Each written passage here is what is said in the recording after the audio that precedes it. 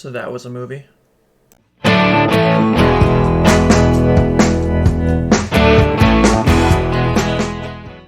Hello everybody, my name is Mason and welcome to Mason's Movie Madness, the new show where I talk about the movies that I have seen recently and I want to share my opinions with you that I have about them. Today, we are talking about Stephen King's Firestarter. Now, this is a movie that I was pretty excited for because I love Stephen King. I think he's probably my favorite author that I've ever read. Granted, I don't really read that much anymore. I don't know why, I just don't.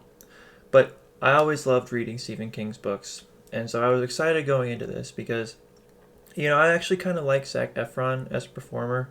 I think he is much better than people give him credit for.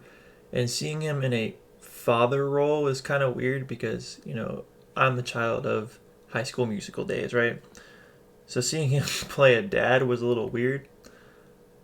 But I thought he was pretty good in this movie. I think he was actually the best part of this movie. And that's not saying very much.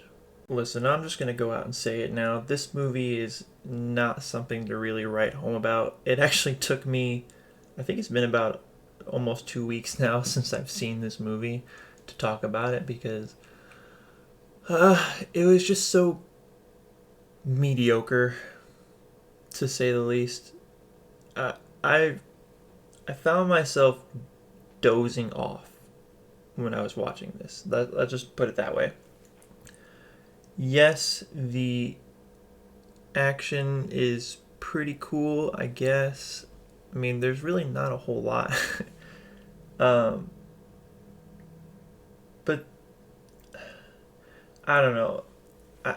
I don't really know if it's just the execution of the story. It's the script. I really should have made this video earlier because it's been a while since I've watched it and I don't plan on watching it again. But it was just kind of boring.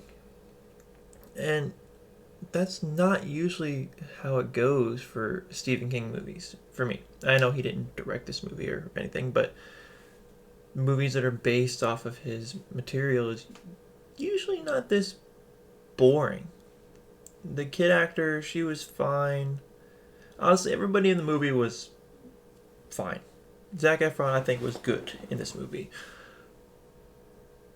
But it was just... I don't really know a good way to describe it other than it was just boring. Like...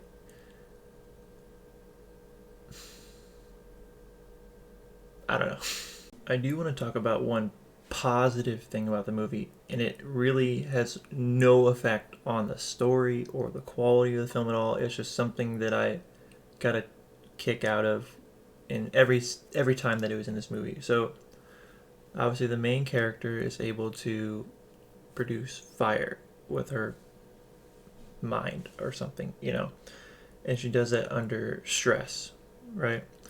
And so when this character is getting stressed, you see those heat waves that you see coming off of the asphalt on a summer day, little heat waves. The screen just kind of does that. It's very slight, but it's something that I noticed and I thought it was a really, really nice touch. I mean, that's probably the only positive I can give this movie, and it had nothing to do with the actual story or the quality at all. It was just a little detail that I quite enjoyed. I don't know if anybody else noticed it, but I sure did. But other than that, that's pretty much all I have to say about this movie. This movie is nothing special. I cannot recommend it for any Stephen King fans, or really any movie fan in general. It's just meh, I think it's also streaming on Peacock, maybe. If you have a Saturday afternoon while you're doing laundry or something, throw it on. Would I say waste the time and go to the theater? Maybe not. I mean, I still prefer seeing movies on the big screen, but if you don't care too much, maybe don't spend the money going to the theater. I mean, I have AMC A-List, so it was free to go see. But if you can watch it at home, maybe it might be a good idea to just skip the theater on this one. Don't pay too much attention to it. It's nothing all that special. Anyway, those are just my thoughts on the film. Tell me in the comment section down below what you think if you've seen it. Leave a like on this video if you want to see more content like this. I'm going to start doing a lot more videos you will see here coming soon. Anyway, subscribe for more as always, and I will catch you in the next video.